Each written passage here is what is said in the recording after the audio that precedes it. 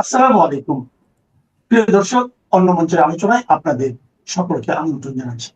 বাংলাদেশের প্রধান শিল্পাঞ্চলগুলিতে পরিস্থিতি এতটাই ভয়াবহ যে কোথাও কারখানা বন্ধ রাখতে হচ্ছে, কোথাও উৎপাদন নেমে এসেছে স্বাভাবিক ক্ষমতার মাত্র 30%, কোথাও আরো কম, মাত্র 10%। আবার কোথাও গ্যাসের বদলে কাঠ পুড়িয়ে বয়লার চালানোর চেষ্টা করছেন কারখানার মালিকরা। কোথাও কারখানার গেটে নোটিশ, অনির্দিষ্টকালের জন্য বন্ধ থাকবে কারখানা। আর ঠিক এই সময়েই গত 18ই আগস্ট বাংলাদেশের রাজধানী ঢাকায় হাজির হয়েছিলেন ভারতের এক ঝাঁক প্রথম সারির শিল্পপতি ও কর্পোরেট প্রতিনিধি। তাদের মধ্যে ছিলেন কারা? Mahindra, Godrej, Larsen and Toubro, Indian oil, Numaligarh refinery, Bharat biotech, Apollo হাসপাতাল এবং আরও কয়েকটি বড় ভারতীয় প্রতিষ্ঠানের প্রতিনিধিরা। স্বাভাবিকভাবেই প্রশ্ন উঠছে, বাংলাদেশের শিল্প যখন গ্যাসের অভাবে ধুঁকছে, তখন ভারতীয় শিল্পপতিরা হঠাৎ কেন ঢাকায়? বাংলাদেশের বিপর্যস্ত শিল্পগুলিকে সাহায্য করতে, নতুন বাজার ধরতে, বাংলাদেশের সস্তা শ্রম ও পরিকাঠামোর সুযোগ নিতে, নাকি রাজনৈতিক সম্পর্কের দরজা, যেটা তারেক রহমান ক্ষমতায় বসে বন্ধ করতে চাইছেন গত 6 মাস ধরে, সেখান থেকে তাকে ফেরাতে? এটা ছিল আসলে ভারত সরকারের ব্যবস্থাপনায় তৈরি ভারতীয় শিল্পপতিদের একটি নিয়োজিত সফর, যার রাজনৈতিক গুরুত্ব অনেক।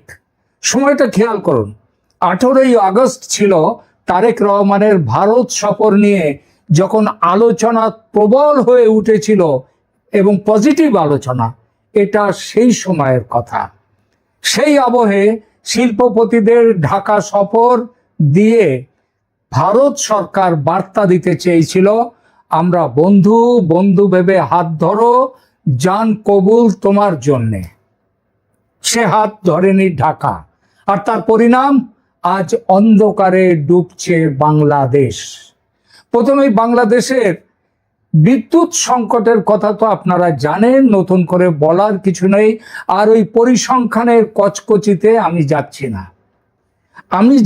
আমার যেটা বক্তব্য সেটা হলো যে বাংলাদেশের এমনকি ঢাকা শহরে পর্যন্ত দিনে, বাংলাদেশের ঢাকা তো খুব কম, ন্যাচারালি রাজধানী, সেখানে বিদ্যুৎ কাটাতাটাগুলো কম হয়, কিন্তু তা সত্ত্বেও গ্রামে গঞ্জে এবং ঢাকা সেখানে গ্রামে গঞ্জে ছোট শহরে অনেক জায়গায় দিনে 15 থেকে 20 ঘন্টা পর্যন্ত বিদ্যুৎ কাটা চলছে। অর্থাৎ বিদ্যুৎবিহীন অন্ধকারে মানুষকে থাকতে হচ্ছে। বাংলাদেশের গ্যাস সংকটের প্রকৃত ছবিটা কি? বাংলাদেশের দৈনিক গ্যাসের চাহিদা, এখানে একটু আমাকে পরিসংখ্যান আনতেই হচ্ছে, যে গ্যাসের চাহিদা দৈনিক 380 থেকে 400 কোটি ঘনফুট কিউবিক ফিট। স্বাভাবিক অবস্থাতেও যখন কোনো প্রবলেম নেই বাংলাদেশের, তখনও সরবরাহ থাকে 260 কোটি ঘনফুটের কাছাকাছি। অর্থাৎ স্বাভাবিক অবস্থাতেও প্রতিদিনের স্বাভাবিক ঘাটতি প্রায় 120 থেকে 140 কোটি ঘনফুট, যা মোট চাহিদার প্রায় 1/3। এই পুরনো ঘাটতির ওপরে নতুন বিপর্যয়ে নামিয়ে এনেছে মহেশখালীর দুটো ভাসমান এলএনজি টার্মিনালের বারবার বিকল হয়ে যাওয়া। 21শে জুলাই মার্কিন সংস্থা এক্সেলারেট এনার্জি পরিচালিত এলএনজি টার্মিনালে আগুন ধরে যায় এবং প্রযুক্তিগত গোলযোগ দেখা দেয়। এক ধাক্কায় ওই ন্যাশনাল গ্রিড বা জাতীয় গ্রিডে দৈনিক প্রায় 45 কোটি ঘনফুট গ্যাস সরবরাহ পুরো বন্ধ হয়ে যায়। টার্মিনালটি আংশিকভাবে পরবর্তী সময়ে চালু করা হলেও আবার দেখা দেয় সেখানে প্রযুক্তিগত ত্রুটি, কখনো এলএনজি কার্গোর অভাব, কখনো যান্ত্রিক সমস্যা, আবার কখনো উত্তাল সমুদ্রের কারণে ট্যাঙ্কারকে টার্মিনালের সঙ্গে যুক্ত করা যায়নি।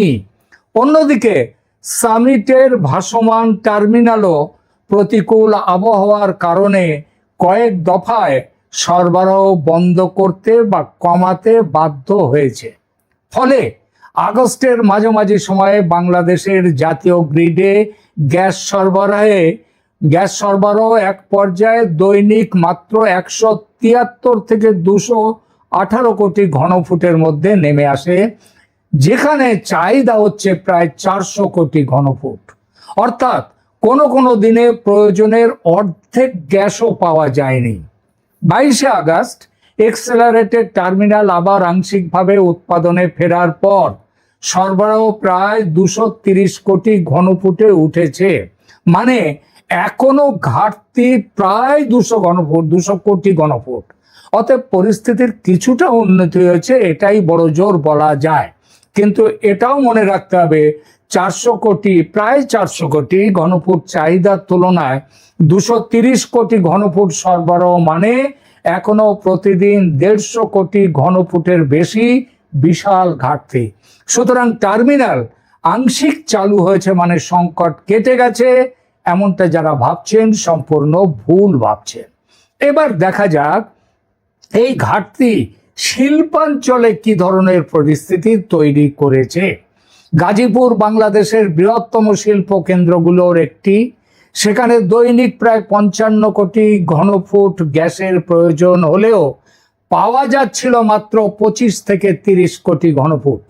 অর্থাৎ ঘাটতি 45% বেশি, প্রায় অর্ধেকের মতো। গ্যাসের অভাবে গাজীপুরের প্রায় 17 থেকে 18% কারখানা, এটা সরকারি হিসেবে, কয়েকদিনের জন্য উৎপাদন বন্ধ ঘোষণা করতে বাধ্য হয়েছিল। হাজার হাজার শ্রমিককে সাময়িকভাবে বাড়ি পাঠিয়ে দেয়া হয়। নরসিংদীতে শতাধিক কারখানা কয়েকদিন বন্ধ থাকার খবর সংবাদপত্রে প্রকাশিত হয়েছে।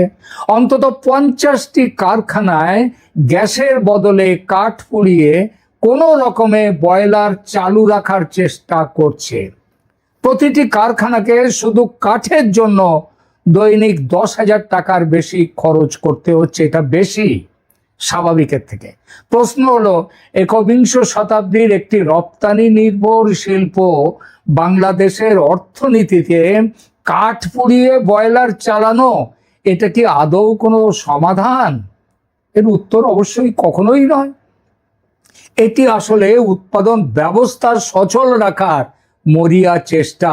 কারণ বয়লার বন্ধ হয়ে গেলে পোশাক শিল্পের তালা, সাইজিং, ডাইং, স্পিনিং, নিটিং, গোটা উৎপাদন শৃঙ্খল ভেঙে চুরমার হয়ে যাবে।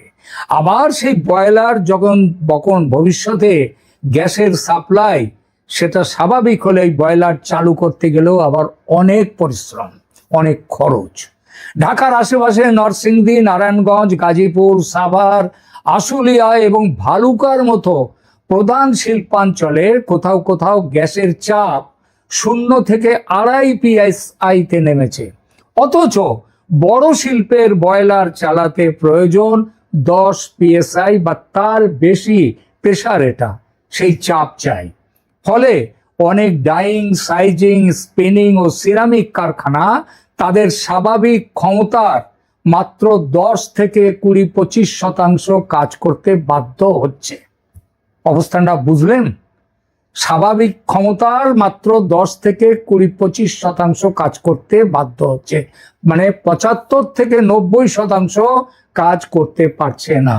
এখানে একটা গুরুত্বপূর্ণ তথ্য পরিষ্কার করে নেওয়া দরকার যে Bangladesh garment manufacturers and exporters association জানিয়েছে, গ্যাসের অভাবে সব পোশাক কারখানা যে বন্ধ হয়ে গেছে এটা ঠিক নয়, কিন্তু বেশ কিছু কারখানায় এবং বলা যায় বেশিরভাগ কারখানায় ঝাঁপ পড়েছে, অর্থাৎ প্রোডাকশন বন্ধ। যদিও অনেক কারখানা স্বাভাবিক ক্ষমতার অনেক কম উৎপাদন করতে বাধ্য হচ্ছে। মূল সমস্যা তৈরি হয়েছে উৎপাদনের প্রথম দিকের ধাপগুলোতে। সুতো তৈরি, কাপড় বোনা, ডাইং, ওয়াশিং এবং ফিনিশিংয়ে এই শিল্পগুলো গ্যাসের উপর অত্যন্ত নির্ভরশীল এবং নির্ভরশীল কাঁচামালের উপর, যার একটা বড় অংশ ভারত থেকে যায়। ভারত থেকে সেই যাওয়াটা নানা কারণে, যার মধ্যে একটা হচ্ছে ডলারের অভাব, আবার একটা হচ্ছে এই মুহূর্তে ভারত একটু হাতটাকে মুঠোটাকে শক্ত করেছে। এই প্রাথমিক কারখানাগুলো ঠিক সময়ে কাপড় সরবরাহ করতে না পারলে পোশাক সেলাইয়ের কারখানা আজ চালু আছে, হয়তো দুদিন পরে তার কাঁচামালের টান পড়তে পারে, আর তার জন্য কি হবে, কারখানা বন্ধ হয়ে যাবে। অর্থাৎ গ্যাস সংকটের সম্পূর্ণ অভিঘাত এখনো রপ্তানির পরিসংখ্যানে ধরা পড়েনি, কিন্তু উৎপাদন শৃঙ্খলের ভেতরে বিস্ফোরক পরিস্থিতি তৈরি হচ্ছে। জুলাই মাসে বাংলাদেশের মোট রপ্তানি ছিল প্রায় 472 কোটি ডলার, এটা জুন মাসের তুলনায় বেড়েছে। কিন্তু মনে রাখবেন, গত বছরের জুলাইয়ের তুলনায় এই রপ্তানি বাড়েনি, বরং কমেছে প্রায় 1%। পোশাক রপ্তানি হয়েছে প্রায় 389 কোটি ডলার, যেটা গত বছরের জুলাই মাসের তুলনায়, মানে 2025-এর জুলাইয়ের তুলনায় প্রায় 2% কম। আর 2024-এর জুলাইয়ের তুলনায়, তখন গোলমাল চলছিল বাংলাদেশে, তার তুলনায় এটা 5% কম। ওভেন পোশাকের রপ্তানি কমেছে প্রায় 3.16%, এবং নিটওয়্যার কমেছে প্রায় 1%-এর বেশি। এই পরিসংখ্যানকে এখনই ধস বা মহাধস বলা যাবে না, এটা ঠিক, কিন্তু বিপদটা তো অন্য জায়গায়। বিদেশি ক্রেতার কাছে পোশাকের দাম একমাত্র বিবেচ্য নয়, নির্ধারিত দিনে পণ্য পৌঁছে দেওয়া বেশি গুরুত্বপূর্ণ। গ্যাসের অভাবে উৎপাদন বিলম্বিত হচ্ছে, কারখানাকে অনেক বেশি খরচ করতে হচ্ছে, এবং সময় না থাকায় বিমানে পণ্য পাঠাতে হচ্ছে। কখনো কখনো জরিমানা পর্যন্ত দিতে হচ্ছে পোশাক কারখানাগুলোকে, কখনো অর্ডার বাতিল হয়ে যাচ্ছে। আর বারবার এমন হলে আন্তর্জাতিক ক্রেতা চলে যাবে অন্য জায়গায়, ভারতে, ভিয়েতনামে, কম্বোডিয়া, ইন্দোনেশিয়া, তাদের দিকে। একবার অর্ডার যদি অন্য দেশে চলে যায়, তা ফিরিয়ে আনা খুব খুব কঠিন। আর এখানেই আসে কর্মসংস্থানের প্রশ্ন। খুব বেশি কারখানা স্থায়ীভাবে বন্ধ হয়েছে কি হয়নি এটা বলে স্বস্তি পাওয়া যেতে পারে, কিন্তু যদি উৎপাদন 30, 50 বা 70% নেমে আসে, তাহলে মালিকের পক্ষে সমস্ত শ্রমিককে দীর্ঘদিন পুরো মজুরি দিয়ে রাখা সম্ভব হবে না। প্রথমে ওভারটাইম বন্ধ হবে, তারপর অস্থায়ী শ্রমিকরা বাদ পড়বে, তারপর বাধ্যতামূলক ছুটি, বেতন বকেয়া, এবং শেষ পর্যন্ত ছাঁটাই। কারখানার গেট তালাবন্ধ। বাংলাদেশের পোশাক শিল্পে প্রায় 40 লক্ষ মানুষের প্রত্যক্ষ কর্মসংস্থান, তারা সরাসরি কাজ করে। আর পরোক্ষভাবে এই পরিবহন, প্যাকেজিং, খাবারের দোকান, বাড়ি ভাড়া, ছোট ব্যবসা সহ কয়েক কোটি মানুষের জীবন এই শিল্পের উপর নির্ভরশীল। তাই গ্যাস সংকট, বিদ্যুৎ সংকট শুধু শিল্প মালিকের সমস্যা নয়, এটা বাংলাদেশের অর্থনৈতিক সামাজিক স্থিতিশীলতার প্রশ্ন। এবার আসা যাক ভারতের প্রসঙ্গে, ভারতীয় শিল্পপতিদের ঢাকা সফর প্রসঙ্গে। 18 August confederation of Indian industry বা CII এর একটি উচ্চ পর্যায়ের প্রতিনিধি দল বাংলাদেশে গিয়েছিল। সেখানে তাদের প্রতিমন্ত্রী শ্যামা ওবায়েদ ইসলামের সঙ্গে বৈঠক করে। প্রতিনিধি দলে যারা ছিল তাদের নাম আগেই বলেছি। এই তালিকাটা, সেই তালিকাটা খুব মন দিয়ে আরেকবার শুনবেন। এখানে গাড়ি আছে, পেট্রোলিয়াম ও জ্বালানি আছে, ভারী পরিকাঠামো আছে, শিল্পের বয়লার ও শক্তি সাশ্রয়ী প্রযুক্তি আছে, স্বাস্থ্য পরিষেবা আছে, ওষুধ আছে, ভোগ্য পণ্য আছে। অর্থাৎ দলটা শুধু সৌজন্য সফরে যায়নি, আর রাজনৈতিক সফরে গিয়ে থাকলেও ভারত সরকারের নির্দেশে দুদেশের সম্পর্ক উন্নয়নের উদ্দেশ্যে এবং বাংলাদেশের বাজার, জ্বালানি সংকট, স্বাস্থ্য পরিষেবা, শিল্প পরিকাঠামো এবং ভবিষ্যৎ বিনিয়োগ সব ক্ষেত্রেই তাদের নজর রাখার উদ্দেশ্য নিয়ে তারা ঢাকা গিয়েছিলেন। অর্থাৎ এক কথায় বাংলাদেশকে সব দিক দিয়ে সাহায্য করবার জন্য তৈরি হয়ে ভারত সরকার এই CII কে পাঠিয়েছিল। বাংলাদেশের সরকারি বিবৃতি বলছে, নতুন সরকার বাণিজ্য বিনিয়োগে ভবিষ্যৎমুখী অবস্থান নিয়েছে এবং ভারতীয় শিল্প মহল পারস্পরিক লাভজনক অর্থনৈতিক সহযোগিতার সুযোগ অনুসন্ধান করতে গেছিল। এই বিবৃতির ভাষা কূটনৈতিক, কিন্তু তার অন্তর্নিহিত বার্তা যথেষ্ট স্পষ্ট। বাংলাদেশের এখন বিনিয়োগ প্রয়োজন, নির্ভরযোগ্য জ্বালানি প্রয়োজন, শিল্প প্রযুক্তি প্রয়োজন, পেট্রোলিয়াম সরবরাহ প্রয়োজন, বিদ্যুৎ ও পরিবহন পরিকাঠামো উন্নত করা প্রয়োজন। আর ভারতের শিল্প সংস্থাগুলির প্রয়োজন বাংলাদেশের 18 কোটি মানুষের বাজার, সস্তা উৎপাদনের সুযোগ। ভারতীয় শিল্পপতিরা বাংলাদেশের সম্ভাবনা দেখতে গিয়েছিলেন। যেখানে সংকট থাকে সেখানে বিনিয়োগের সুযোগ থাকে। এই জন্য তো ইন্ডিয়ান অয়েল গিয়েছিল, নুমালীগড়ের রুপি রিফাইনারি তারাও দেখতে গিয়েছিল। কিন্তু বাংলাদেশ সরকার, তারেক রহমান এই ভারত সফর তিনি বানচাল করে দিয়ে তিনি না গিয়ে তিনি একটা কত বড় সর্বনাশ করলেন। ভারতের তেমন কিছুই নয়, সর্বনাশটা হলো বাংলাদেশের। একটা পজিটিভ রেজাল্ট আসতে পারত যদি দেশীয় রাজনীতির ফায়দা খুঁজতে গিয়ে ভারত সফরের আমন্ত্রণ তারেক রহমান এভাবে বিসর্জন না দিতেন। এখন হাই কমিশনার দীনেশ ত্রিবেদীর সঙ্গে দেখা করে বারবার ডিজেল, বিদ্যুৎ, এলএনজি চাইছে বাংলাদেশের জ্বালানি মন্ত্রী। গত 6 আগস্ট তারা এটা বলেছেন।